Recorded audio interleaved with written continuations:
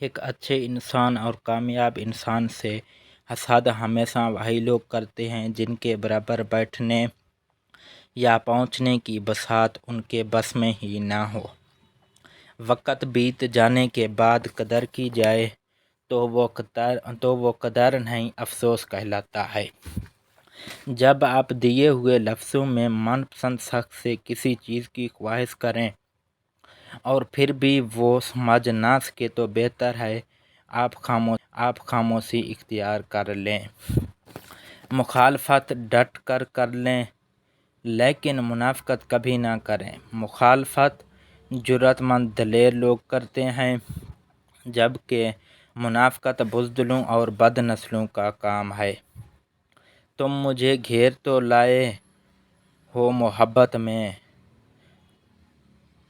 محبت کی جانب، اس سے آگے بھی بتاؤ کدھر جانا ہے۔ اپنی زندگی سے ہر اس شخص کو حذف کر دیں۔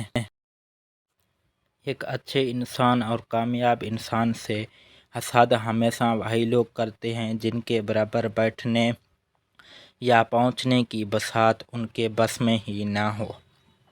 وقت بیت جانے کے بعد قدر کی جائے تو وہ قدر نہیں افسوس کہلاتا ہے۔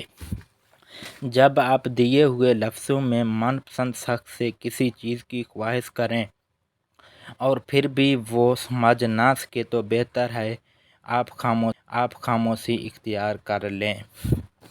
مخالفت ڈٹ کر لیں لیکن منافقت کبھی نہ کریں۔ مخالفت جرأت مند دلیر لوگ کرتے ہیں جبکہ منافقت بزدلوں اور بد نسلوں کا کام ہے۔